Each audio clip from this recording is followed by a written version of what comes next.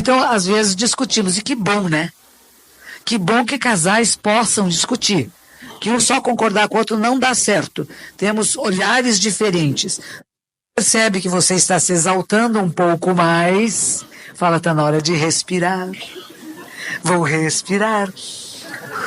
Vou ouvi-la. Ouvi-la para entendê-la.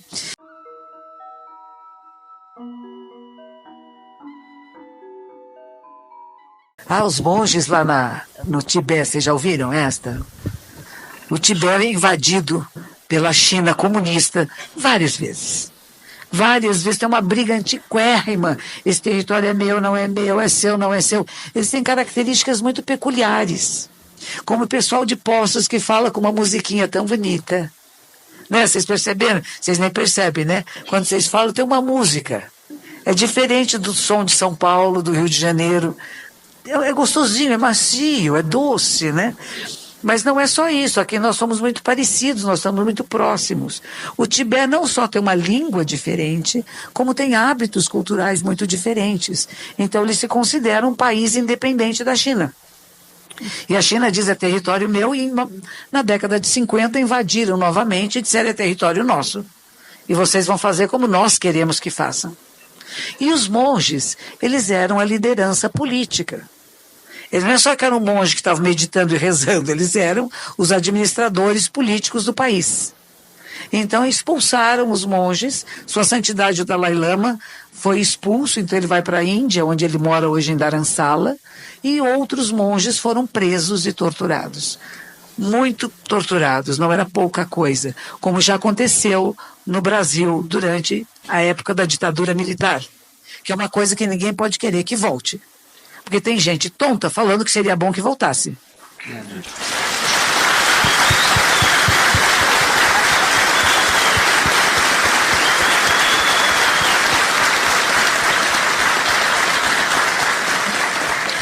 Temos a bênção de viver uma democracia, né? Ditadura, direita e esquerda, ao centro, nenhuma delas presta, né? A Venezuela, que se diz uma ditadura de esquerda, está um horror, né? O pessoal está sem comida, sem remédio, está uma bagunça danada, né? Ditadura nenhuma é boa. Entra um governo ditatorial e vai prender pessoas que não concordam com ele ou que eles acham que são ameaça. Geralmente o fraco é que tortura, né? Uma pessoa forte não tortura ninguém. Uma pessoa forte não discrimina e não tem preconceitos. Quem tem preconceito é o fraco. Ele é instável. Isso pode tirar o meu lugar. Essa pessoa me incomoda porque é uma pessoa fraca. Uma pessoa forte não tem isso. Esse monge era um dos líderes do país na época, foi preso e foi muito torturado. Torturas físicas, psíquicas, emocionais, de todas as formas. E depois de alguns anos, conseguiu sair e foi se encontrar com Sua Santidade, o Dalai Lama, em Dharamsala. E Sua Santidade pergunta a ele, meu filho, o que foi mais difícil para você de suportar? O frio de menos 40 graus. Nós não sabemos o que é isso, né? Menos 40 graus de frio, tudo congela. Por isso que eles comem muita carne. Budista tibetano não é vegano nem vegetariano. Eles comem carne porque a única coisa que tem lá é aqueles bichinhos para eles comer. Porque está tudo congelado durante 10 meses por ano. Não tem outra comida.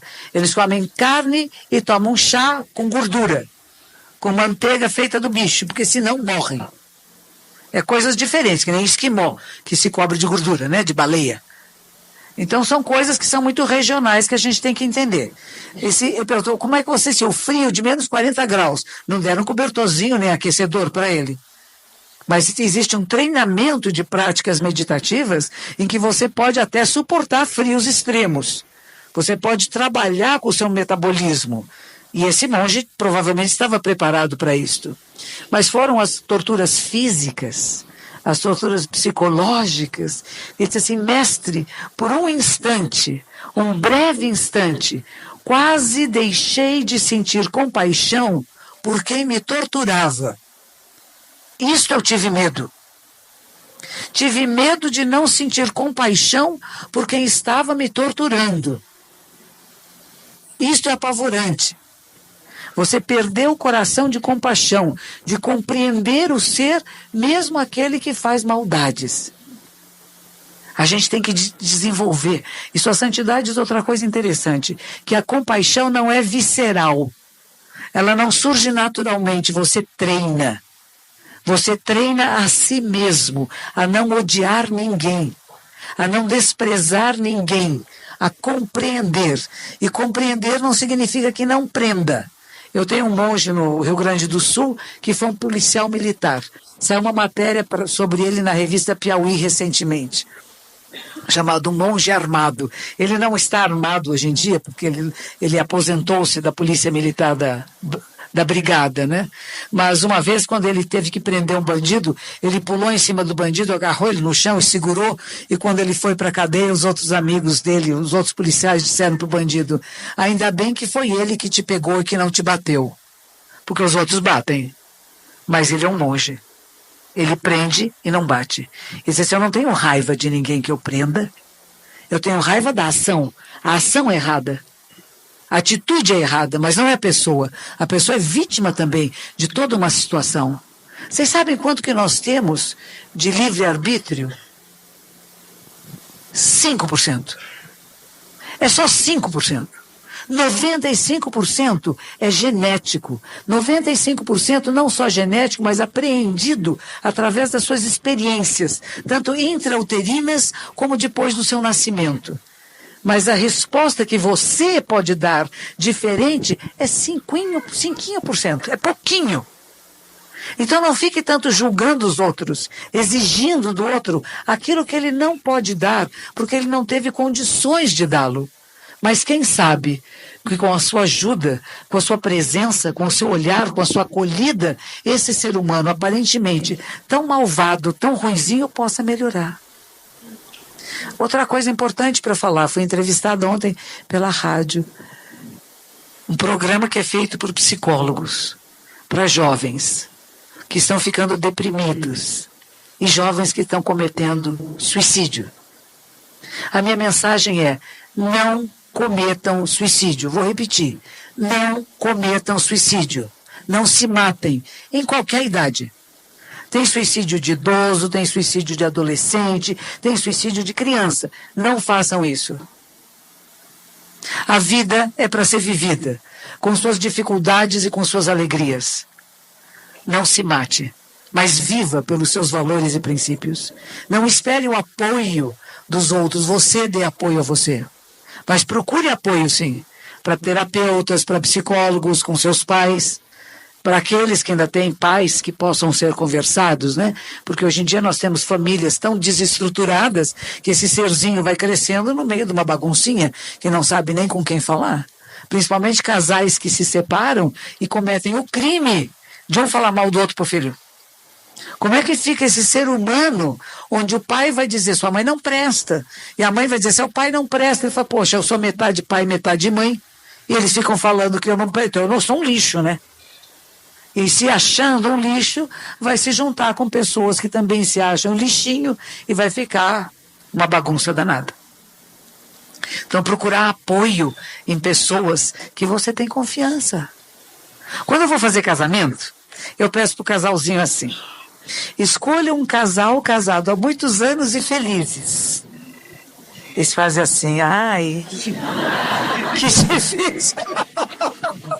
Conheço casais casados há muitos anos que se odeiam, que brigam o tempo todo, uns que são indiferentes uns aos outros, ou vários que já se separaram e casaram várias vezes.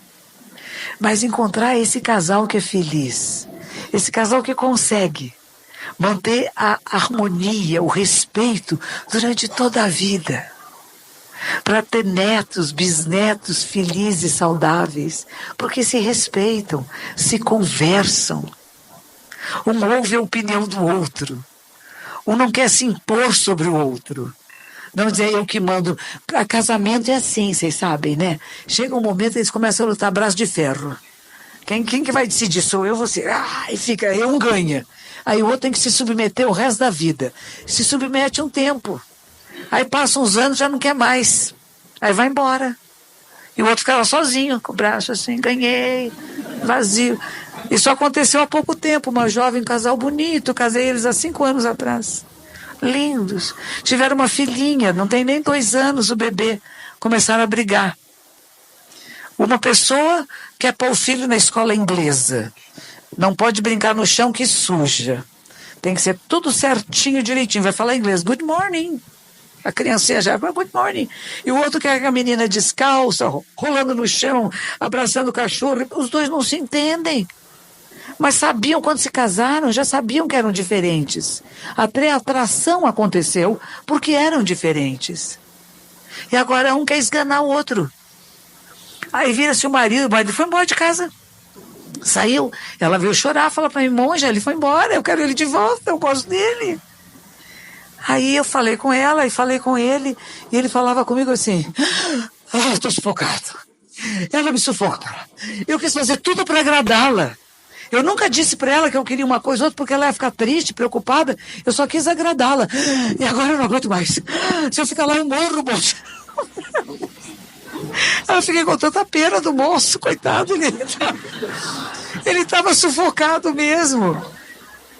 O que isso nos ensina? Que nós temos que dar limites. No começo do namoro. Meninas é assim. Namoradinho, hoje não é namoro, fica o amigo. O amigo veio em casa e sentou no sofá, estão conversando, aí você pergunta, você quer uma água? Ele diz assim, quero. Aí você vai buscar, é ali, traz um copo para mim. Caso contrário, você vai servi-lo o resto da vida. Se nesse momento inicial é agradável, vai ter um momento que você não vai gostar. E aí ele vai dizer, mas por que você sempre fez assim? Se queremos partilha dentro da casa de atividades, ela tem que começar no namorinho, viu? Não é depois de 10 anos de casada, diz assim, mas você não me ajuda. Você sempre quis fazer tudo. E é verdade, porque a gente quando gosta quer fazer tudo, não quer? Não, senta aí, descansa, meu amor. O que você quer comer hoje? Aí você falar de novo, tem que pensar no menu. O Nilo cozinha em casa, não é assim, Nilo? O que eu vou cozinhar hoje? Eu não aguento mais pensar em comida. Não é verdade? A gente partilhar as atividades é gostoso. Olha, isso foi só para responder do seu medo com o Zazen, acabou. Tem alguma outra pergunta? Aqui, monja. Cadê? Levante. Monja, aqui do lado de... Aqui. Perto da sua filha aqui. Tá bom? Nossa. Aí, pronto. Henrique de São João da Boa Vista, casado. Então eu estou exercendo aqui os 3% do livre-arbítrio. Fazendo a pergunta. Qual é o primeiro passo para um distraído ficar zen? Legal. O que a gente diz é que, na verdade, todos nós somos distraídos, né? E o primeiro passo é o que a gente fez no comecinho, que é respiração consciente. E isso parece que não é nada, mas eu digo é uma chave de ouro que a gente pode usar em qualquer momento da vida, em qualquer circunstância. Está em casa discutindo com a amada. A amada está à direita ou à esquerda? A esquerda está certa, é o lugar certo. No coração. Então, às vezes, discutimos. E que bom, né? Que bom que casais possam discutir. Que um só concordar com o outro não dá certo. Temos olhares diferentes. Percebe que você está se exaltando um pouco mais. Fala, está na hora de respirar. Vou respirar. Vou ouvi-la para entendê-la. Isso, olha, até um monge beneditino, chama Anselm Grun, que ele recomenda aos casais que quando cheguem em casa, sentem alguns minutos em silêncio. Porque estamos vindo de áreas diferentes, experiências diferentes. E às vezes a gente vai conversar e a conversa não rola direito. Não é ver televisão, não é tomar café, não é ouvir o rádio, nem o programa da monja. É só ficar quietinho um pouquinho. Respira e tudo aquilo que você passou como experiência, deixa que aquilo se aquiete. E na esposa também. Porque ela, como você, passou por experiências diferentes durante o dia. Você teve em algum lugar e ela em outro. Tiveram experiências e contatos diferentes. Não são mais a mesma pessoa que se despediram de manhã cedo. Já estão diferentes. E ter a capacidade de reconhecer isto. Seria mais ou menos isso. Que experiência você passou hoje? O que foi que modificou você hoje? O que afetou você? Ou quem você afetou hoje? Isso é recomendado fazer para crianças. Para os pais perguntarem o que você tem a me ensinar hoje. Não o que eu tenho para ensinar a você, o que você aprendeu e que pode partilhar comigo. Manter o diálogo aceso. Por exemplo, você está andando na rua, a pessoa te empurra ou te insulta, né? E o que acontece conosco? A raiva é contagiosa. Essa pessoa não estava bem, empurrou você, e você fica com raiva na hora. Respira. Respira e pensa, poxa, esse ser humano não está bem. Eu não vou lá quebrar a cara dele. O que será que aconteceu? Se é alguém que eu conheço, eu posso ir lá conversar e falar, oi meu, o que foi, né? Se é alguém que eu não conheço, deixa para lá. Leve o seu problema com você, não vou pegar para mim. Por isso a respiração consciente funciona, para você tomar uma decisão sua. Usar os 5%, e não a reatividade só. Se me empurra, eu empurro, se xinga, eu xingo, se desconfia de mim, eu desconfio de você, que aliás é outra coisa perigosa em casamento. Ciúmes, né? Ciúmes destrói relacionamentos de amor. Se no começo é bonitinho, ele se preocupou comigo. Ele queria saber onde eu estava. Agora ele fica o dia inteiro no celular. Onde você está, com quem você está falando, o que você foi fazer. Não aguento, estou sufocado. Vai ficando assim. Que nem o moço lá que ficou sufocado. Ele não ficou sufocado de ciúmes, não. Ele ficou sufocado de opiniões diferentes, de resolver questões, e que ele achou que ele não pode nem mais se relacionar com a mulher. E eu falei para ele, vamos dar um tempo. Não é divórcio imediato, né? Vamos dar um tempo de reflexão. Ele correu para a casa da mamãe. E a mamãe recebeu. E mamãe, eu acho que essa mamãe tinha de dizer pro filhinho, você tem uma menina em casa agora, você tem uma filha para educar, vai cuidar da sua família, bebê. A mamãe está aqui quando você precisar, mas nessa situação você tem que cuidar da filha que você escolheu ter, com a mulher que você escolheu casar. E você tem que olhar para dentro de você. O que está faltando, hein?